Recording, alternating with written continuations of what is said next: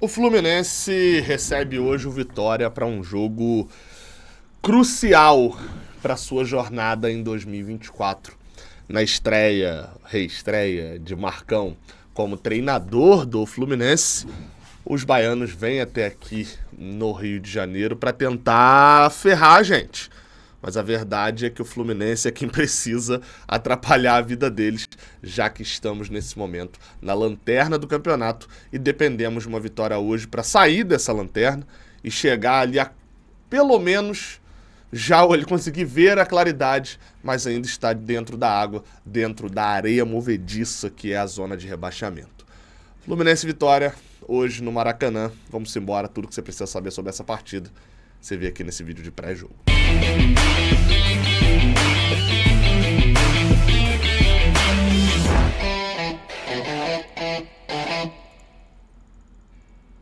Bem, vamos embora. Eu sou o Gabriel Amaral, eu sou jornalista, sou tricolor. Se você quiser deixar um like aqui embaixo, esse like é muito bem-vindo, tá? Se quiser apoiar aí o trabalho, se gostar do vídeo, claro. Se inscrever aqui no canal também, dá aquela moral pra gente. Estamos aí pra poder chegar nos 233 mil inscritos. Estão faltando 32 só pra gente chegar a 233. Então confere aqui embaixo se você é inscrito.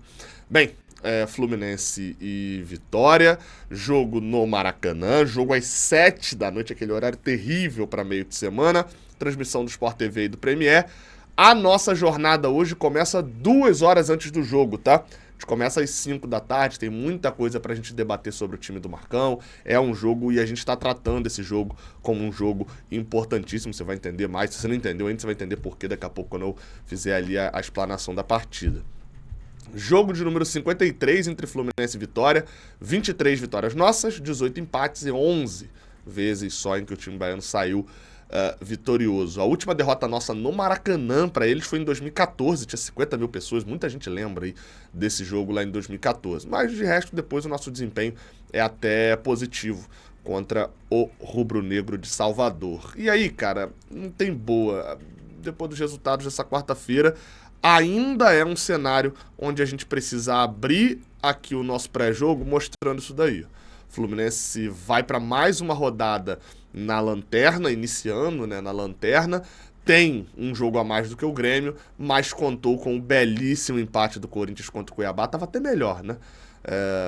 Para poder garantir que pode ultrapassa o Corinthians em caso de vitória hoje no Maracanã. O Fluminense vai para o jogo no Maracanã sabendo o seguinte: venceu por um gol de diferença, ele vai para 18º.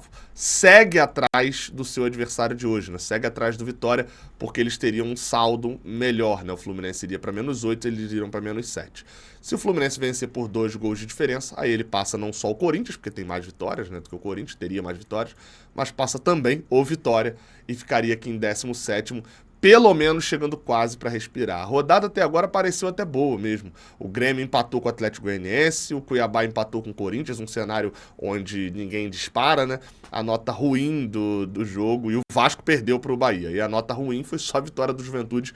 Mas como foi contra o Flamengo, alivia um pouquinho, né? A nossa tristeza, o Juventude já vai para 16 pontos, e era um dos que eu colocava como rebaixado certo. É complicado, porque é aquela história, se o Juventude não cai, alguém tem que cair no lugar dele. Mas o assunto do Fluminense, por enquanto, ainda é com ele mesmo. Por mais que eu tenha mostrado essa tabela, o Fluminense precisa reagir no campeonato por si só. Precisa pontuar. Tem uma vitória em 11 jogos. Não é inadmissível um clube como o Fluminense ter uma vitória em 11 jogos no Campeonato Brasileiro. É o pior início de Campeonato Brasileiro na história dos pontos corridos. É o pior início do Campeonato Brasileiro, teve um levantamento do João Bolt, desde que a vitória passou a valer 3 pontos. Então, assim, a gente de fato tem um início desesperador que motivou a troca de treinador. Fernando Diniz sai, não só por conta dos resultados, mas por conta do ambiente causado por esses resultados também, do desânimo, enfim, de tudo aquilo. E, claro, principalmente pela performance. O Fluminense, nessa sequenciazinha aqui que você tá vendo, né? O Fluminense perdeu pro Flamengo sem dar uma finalização no gol. O Fluminense perdeu pro Cruzeiro jogando só 15, 20 minutos de bom futebol, mas desmoronando depois que tomou 1-0. O Fluminense perdeu para o Atlético Goianiense numa virada inacreditável, onde só os goianos, dentro do Maracanã, atacaram na reta final e chegaram ao gol. O Fluminense perdeu para o Botafogo sem ver a cor da bola e o Fluminense empatou com o Juventude num desequilíbrio psicológico, dando o gol de empate para eles. Isso daqui foi uma sequência de atuações ruins que, na verdade, já prolongavam o ano inteiro. O Diniz foi demitido, o time já não tinha mais a performance, passava bem longe da performance, então foi uma troca aprovada por boa parte da torcida. O cenário agora é com o Marcão. E aí a gente vai falar aqui na parte do bola em campo, né, sobre o Marcão e também sobre o nosso adversário, o Vitória. Mas fica a lembrança, o Fluminense precisa pontuar por si só, porque ele precisa ter mais de 6 pontos em 12 jogos, ou até 7 pontos em 12 jogos. O Fluminense precisa vencer esse jogo. E além disso, para também não fazer o Vitória ter 6 pontos a mais que ele. O Vitória largar para 12, já vai Vitória, Cuiabá, o Criciúma tem 3 jogos a menos, joga hoje também, podendo ir a mais do que 12 pontos e a gente ainda com 6. Tirar essa diferença no Campeonato Brasileiro não é fácil, a gente tem que começar com isso hoje. Domingo vamos ter a oportunidade, inclusive, contra o próprio Grêmio. O Fluminense, nesse momento, vai enfrentar 17º e 19º em sequência. É uma sequência de tudo ou nada. Vamos falar do bola em campo do jogo de hoje. Bem, expectativa boa de público para a partida de hoje, né, no Maracanã, para assistir a estreia de Marcão. E, bem, antes de rodar aqui a escalação, eu vou rodar um videozinho que eu prometo que é bem curto, é de 1 minuto e 20, 1 minuto e 15 ali, e que eu gravei esse vídeo em 2021, novembro de 2021. Faltavam 3 jogos para acabar o Campeonato Brasileiro, Marcão estava na reta final de mais uma das vezes assumindo o Fluminense, e eu gravei esse vídeo, pode ver esse vídeo inteiro aqui, eu cortei algumas partes para ele poder ficar mais dinâmico, e esse vídeo, ele tá aí, Marcão, estamos sendo justos com o Marcão, alguma coisa assim. E eu quero trazer esse vídeo aqui para poder te relembrar de como foi finalizada a última passagem de Marcão pelo Fluminense e das coisas e reflexões que a gente tinha naquela época. Vou botar aí na tela, é 1 minuto e 15, você acompanha, porque eu acho que é muito importante que a gente tenha noção de quem é que está assumindo o time do Fluminense nesta quinta-feira. Veja isso ao vivo. Passa longe de ser um gênio. Muitas das vezes ele faz o óbvio, aposta demais na gerência do grupo, na gestão de grupo, inova poucas inovações, só que ele estabiliza o time. Dá a esse time uma forma de jogar, traz a torcida pra perto, e isso é o suficiente pra ele fazer o que ele tá fazendo em 3 Brasileirões seguidos. O desejo da gestão do Fluminense não é ter um Vojvoda, não é ter um treinador que joga e deixa jogar, que vai propor jogo, que é instável, e a instabilidade é capaz de produzir grandes jogos. Seja grandes jogos positivos, goleando, seja grandes jogos negativos, sendo goleado. Não é essa a vontade da gestão do Fluminense. Que traga um treinador que tenha confiança de todo mundo. E se a gente não tiver isso, Marcão vai estar lá de novo. Esperando mais uma vez a queda de um treinador para assumir o Fluminense, estabilizar, competir, ganhar, perder, formar uma forma de jogar, achar uma forma de jogar, estabilizar o time dentro dessa forma de jogar e entregar resultado. Tudo isso enquanto uma parte da claque que tem, que ganha, né, e procura sempre algo, se não for o que eu quero, eu critico, vai repetir as mesmas críticas vazias. Marcão não é treinador, Marcão não é isso, Marcão é aquilo, né? Enquanto isso, Marcão pontua no Brasileirão. Esse é o cenário, vamos para mais uma Libertadores e vamos para mais uma campanha, mais um desempenho de Libertadores. É isso, cara. Eu quis relembrar um pouquinho aqui pra saber quem que tava assumindo o Fluminense agora. Então a gente tem que olhar, eu sempre sou justo, aqui tento ser justo, com cada treinador que passa por aqui, sempre destacando uma coisa. Olha, o que esse treinador joga, o que ele propõe, o que ele faz. E eu vou analisá-lo baseado nisso, inclusive a capacidade dele também de mudar esse formato. Então, quando era o Odair Hellmann, que eu analisei sob a ótica do irritação e pontos, então era um cara que deixava a gente extremamente irritado quando não conseguia esses pontos, e às vezes até quando conseguia também. Eu fui para a ótica do Abel Braga 2.0, tendo ali toda aquele olhar, né, de, nossa, vamos atacar, e agora o Abel é um treinador que ataca, e também sempre procurei olhar o Diniz sob a ótica dele, inclusive sobre quando não funciona. A ótica do Marcão é estabilidade. Vamos lá, tá? Escalações aí prováveis na tela. O Fluminense provavelmente escalado, né, com Fábio no gol, Samuel Xavier na lateral direita, Antônio Carlos na zaga, ao lado do Thiago Santos, e com Marcelo na lateral esquerda. Lembrando, o Felipe Melo segue fora por conta de lesão. Bem como Lima também é outro jogador que está fora por lesão também, né? Segue fora. Na verdade, o Lima está até suspenso. Especificamente para esse jogo, o Lima está suspenso. Mas ele também está fora porque se lesionou. A gente segue aí no meio de campo com Martinelli, Gabriel Pires.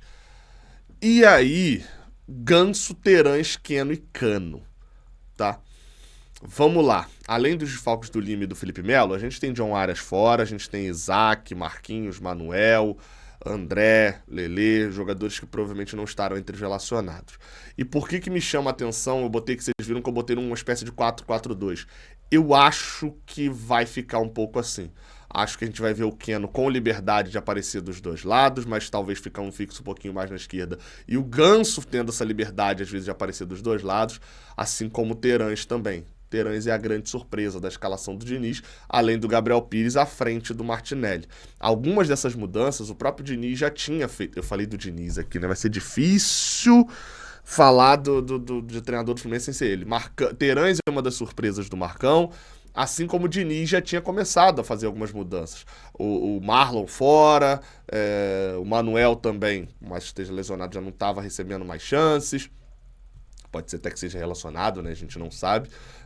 Então, assim, algumas mudanças já tinham sido feitas pelo Fernando Diniz. Vamos ver como é que vai ser o desempenho do Germancano. Faz um ano muito abaixo, muito abaixo.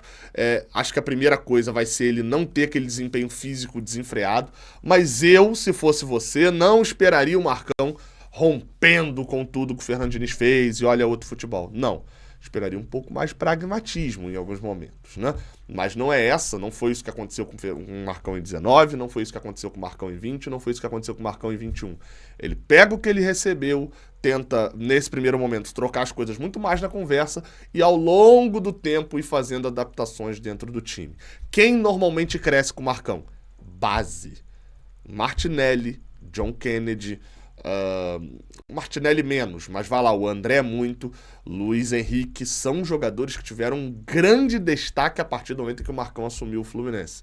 Alguns já tinham subido com outros treinadores, mas passam a ter esse destaque com o Marcão. O Marcão é um cara que utiliza muito a base, apesar de ser taxado como amigão dos veteranos, escalar os veteranos para jogar, que são coisas ali meio separadas. Acho que ele dá uma chance ao Keno, não sei até que ponto isso é justo, o Keno não vem fazendo um bom ano, mas vai lá, vai ter sua chance para poder jogar e não pode reclamar de um banco caso não jogue bem. Vamos ver como vai aparecer o Marcelo dentro de campo agora com essa entrada do Marcão e como vai ser, cara, acima de tudo, até a formação de saída de bola do Fluminense. Se a gente vai ver aquela saída totalmente apoiada desde o início, aquela movimentação no campo de defesa para trocar passes, ou se de fato o Fluminense vai experimentar mais alguns contra-ataques, coisas que não experimentava tanto com o Diniz. A bola batia no goleiro e o Fluminense sempre pensava em deixa a zaga dele se montar e a gente vai organizar com calma. Vamos ver se vai surgir. O Marcão em 2021, principalmente, o time contra-atacava bastante, mas era muito uma filosofia também do Roger, né? Enfim. Sobre o Vitória, tá? Lucas Arcanjo é o goleiro, né, da equipe do Vitória. O Thiago Carpini vem de uma sequência relativamente boa, né? O Vitória estava afundado no Z4 e nos últimos jogos conseguiu, de certa maneira, bons resultados, né? Mais que tem aí uma derrota nessa conta na última rodada para o Red Bull Bragantino fora de casa, você vai ter ali os 2 empates com o Juventude e Cuiabá e as 2 vitórias contra o Internacional e Atlético Mineiro, vitórias de respeito dentro do Barradão. Mas fora de casa, segue ainda sem ter vencido no Brasileirão, né? Lá na lateral direita o Lepo, na zaga Caio Vinícius, tá sendo improvisado na zaga porque o Vitória só trouxe 2 zagueiros para o Rio de Janeiro, conta com lesão do Camutanga, enfim, só veio um zagueiro reserva e o Wagner Leonardo, e o Caio Vinícius já foi improvisado na zaga em outro momento, até no Fluminense já foi improvisado na zaga também, vale lembrar, se eu não me engano pelo próprio Diniz. Vai atuar ali ao lado do Wagner Leonardo, na lateral esquerda Patrick, PK, né? No meio de campo Luan, William Oliveira, ex-Fluminense também, artilheiro do Campeonato Brasileiro, e Léo Naldi. Acho que é Léo Naldi, confesso. Confesso que ele eu vi muito pouco Vitória esse ano, tá? Osvaldo, sim, aquele ainda rendendo, né? Mateuzinho e Alejandro, esse é o provável time do Carpini. Como eu falei, vi pouco o Vitória esse ano. O que eu mais vi o Vitória mais do Léo Condé em alguns momentos ali no campeonato, mas é um time que passou fora do meu radar dentro dos jogos. Por isso conheço pouco, então não vou falar tanto aqui. É isso. Vamos lá, vamos repetindo assim. O Fluminense, independente da situação do Vitória ou não, o Fluminense tem um elenco que tem a obrigação de ganhar. O Fluminense vai ter hoje um contexto no Maracanã que o torna na obrigação de ganhar. O Fluminense agora tem que fazer o quê? Ganhar. É isso. O cenário é simplesmente esse. Só para passar os pendurados aqui, tá? Alexander André, que tá fora do jogo, Diogo Barbosa, Felipe Melo, que tá fora do jogo, e Marquinhos, que tá fora do jogo. Então, Alexander e Diogo Barbosa são dois jogadores que, se tomarem amarelo, ficam fora da próxima partida. A arbitragem do jogo será feita por um senhor deplorável. Eu nunca conheci um torcedor, jornalista, um dirigente que gostasse do senhor Flávio Rodrigues de Souza. Provavelmente o árbitro mais arrogante da história do futebol brasileiro, ao lado do senhor Leandro Pedro Voaden, né? O Flávio Rodrigues apitou recentemente, até apitou bem Fluminense e Botafogo no Maracanã, em que parece ter errado num dos lances, que era lance para expulsão do Martinelli. A gente não tem como ocultar aqui. Enfim, tá? É ele quem apita, o Flávio Rodrigues de Souza, São Paulo. No VAR vai estar o Wagner Riway. É isso então, galera. A gente vai, como eu falei, vai abrir 2 horas antes. A partir das 5 já tem aqui a nossa jornada KTO 1902, que passa aqui também no Raiz Tricolor. Contamos com vocês aqui na audiência. Vamos trazer a escalação, vamos trazer tudo ali, toda a cobertura do jogo, dessa estreia de Marcão. Que comece a era do marconismo. É um futebol que não empolga, como eu falei aí no vídeo que eu relembrei, mas que o que a gente mais precisa nesse momento é de estabilidade. O Fluminense precisa ser um time estável nesse momento. E não tem estabilidade se não ganhar o jogo de hoje. Vai ser muito difícil recuperar esses 3 pontos, não só pela tabela, mas também por situações como 3 pontos nesse momento. Domingo tem o Grêmio, com um treinador extremamente pressionado, e na outra quinta tem Internacional em casa. O Fluminense tem uma sequência quase que perfeita para poder emplacar uma sequência. Não dá para chamar de perfeita, porque obviamente tem time de qualidade do outro lado também. Mas para poder emplacar uma sequência e chegar a sair dessa zona incômoda e o Marcão fazer aquilo que ele fez nos outros 3 anos. Pelo menos 50% de aproveitamento e fazer uma campanha que nos levaria para a Libertadores. Talvez se ele não tivesse assumido tão lá atrás em 2019, assim como está assumindo esse ano. Vamos lá, é hora de sair do Z4. Tamo junto. Aliás, é hora de sair da lanterna. Z4 a gente fala domingo. Até a próxima. Valeu.